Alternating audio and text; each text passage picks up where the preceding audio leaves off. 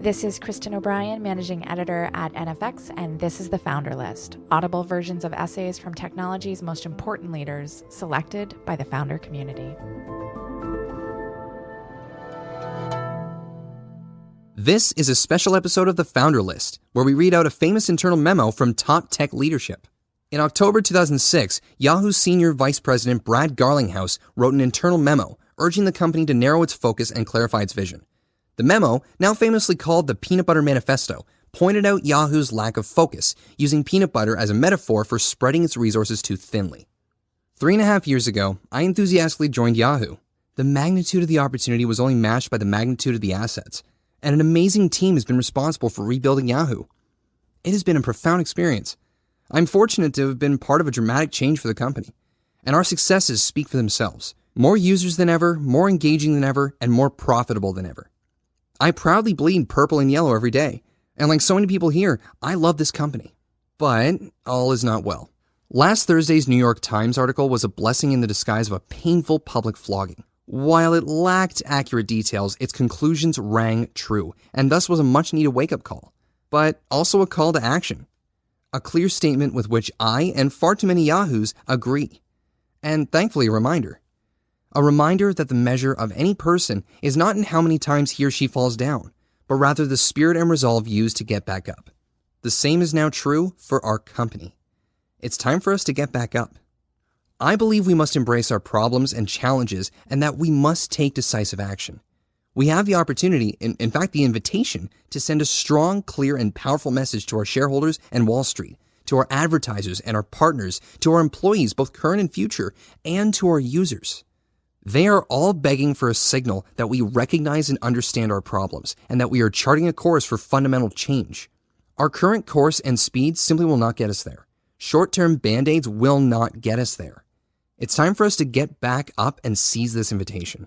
I imagine there's much discussion amongst the company's senior-most leadership around the challenges we face. At the risk of being redundant, I wanted to share my take on our current situation and offer a recommended path forward. An attempt to be part of the solution rather than part of the problem. Recognizing our problems. We lack a focused, cohesive vision for our company. We want to do everything and be everything to everyone. We've known this for years, talk about it incessantly, but we do nothing to fundamentally address it. We're scared to be left out. We are reactive instead of charting an unwavering course. We are separated into silos that far too frequently don't talk to each other. And when we do talk, it isn't to collaborate on a clearly focused strategy, but rather to argue and fight about ownership, strategies, and tactics. Our inclination and proclivity to repeatedly hire leaders from outside the company results in disparate visions of what winning looks like, rather than a leadership team rallying around a single cohesive strategy. I've heard our strategy described as spreading peanut butter across the myriad opportunities that continue to evolve in the online world. The result? A thin layer of investment spread across everything we do, and thus we focus on nothing in particular. I hate peanut butter. We all should. We lack clarity of ownership and accountability. The most painful manifestation of this is the massive redundancy that exists throughout the organization.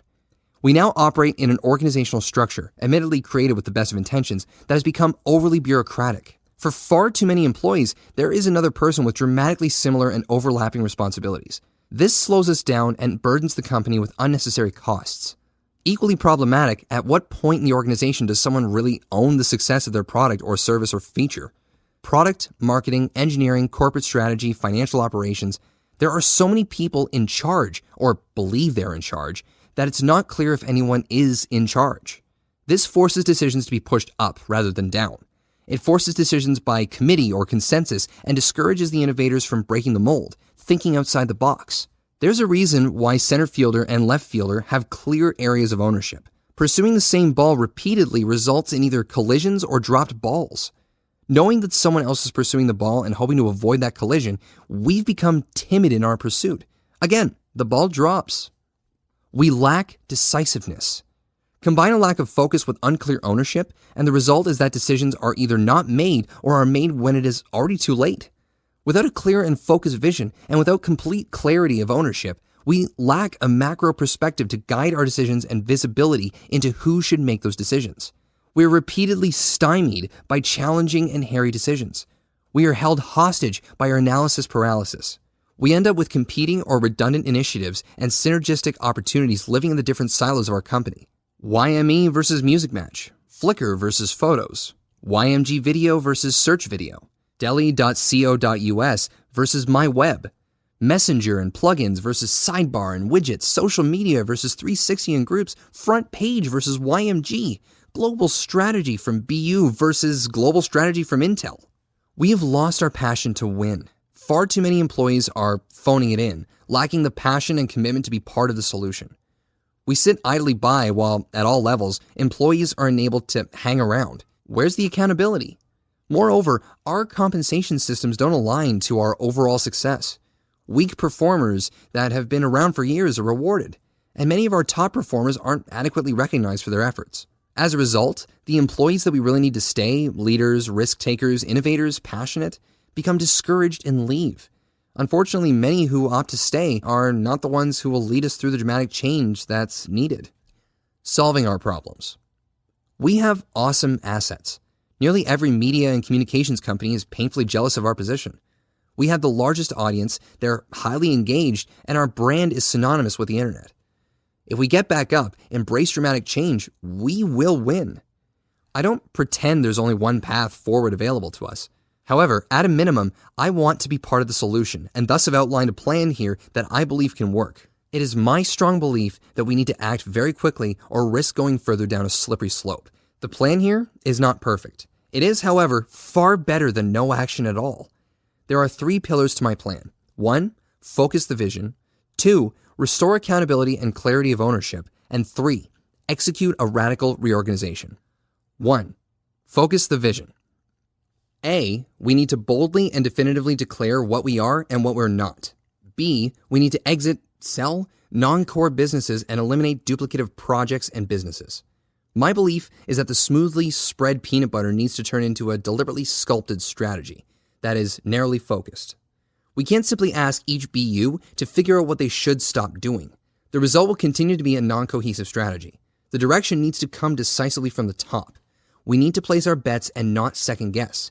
If we believe media will maximize our ROI, then let's not be bashful about reducing our investments in other areas. We need to make the tough decisions, articulate them, and stick with them, acknowledging that some people, users, partners, employees, will not like it. Change is hard. 2, restore accountability and clarity of ownership. A, existing business owners must be held accountable for where we find ourselves today. Heads must roll. B, we must thoughtfully create senior roles that have holistic accountability for a particular line of business, a variant of a GM structure that will work with Yahoo's new focus. C, we must redesign our performance and incentive systems. I believe there are too many BU leaders who have gotten away with unacceptable results and worse, unacceptable leadership. Too often we are the worst offenders of the problems outlined here. We must signal to both the employees and to our shareholders that we will hold these leaders, ourselves, accountable and implement change. By building around a strong, unequivocal GM structure, we will not only empower those leaders, we will eliminate significant overhead throughout our multi-headed matrix. It must be clear to everyone in the organization who is empowered to make a decision, and ownership must be transparent. With that empowerment comes increased accountability. Leaders make decisions, the rest of the company supports those decisions, and the leaders ultimately live and die by the results of those decisions. My view is that far too often our compensation and rewards are just spreading more peanut butter. We need to be much more aggressive about performance-based compensation. This will only help accelerate our ability to weed out our lowest performers and better reward our hungry, motivated, and productive employees. 3, execute a radical reorganization. A, the current business unit structure must go away.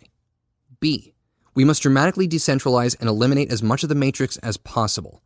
C, we must reduce our headcount by 15 to 20%. I emphatically believe we simply must eliminate the redundancies we've created, and the first step in doing this is by restructuring our organization. We can be more efficient with fewer people, and we can get more done more quickly. We need to return more decision-making to a new set of business units and their leadership. But we can't achieve this with baby step changes. We need to fundamentally rethink how we organize to win. Independent of specific proposals of what this reorganization should look like, 2 key principles must be represented. Blow up the matrix. Empower a new generation and model of general managers to be true general managers. Product, marketing, user experience and design, engineering, business development, and operations all report into a small number of focused general managers. Leave no doubt as to where accountability lies. Kill the redundancies. Align a set of new BUs so that they are not competing against each other. Search focuses on search. Social media aligns with community and communications. No competing owners for video, photos, etc. And front page becomes Switzerland. This will be a delicate exercise. Decentralization can create inefficiencies, but I believe we can find the right balance. I love Yahoo. I'm proud to admit that I bleed purple and yellow. I'm proud to admit that I shaved a Y in the back of my head. My motivation for this memo is the adamant belief that, as before, we have a tremendous opportunity ahead. I don't pretend that I have the only available answers, but we need to get the discussion going. Change is needed, and it is needed soon. We can be a stronger and faster company, a company with a clearer vision and clearer ownership and clearer accountability. We may have fallen down, but the race is a marathon and not a sprint. I don't pretend that this will be easy. It'll take courage, conviction, insight, and tremendous commitment. I very much look forward to the challenge. So, let's get back up, catch the balls, and stop eating peanut butter. For more audio essays from the people who've built companies like Instacart, Facebook, Trello, HubSpot, and Dropbox, visit the Founder List at nfx.com or subscribe to the NFX podcast at podcast.nfx.com or wherever you get your podcasts. I'm Kristen O'Brien, and this is the Founder List.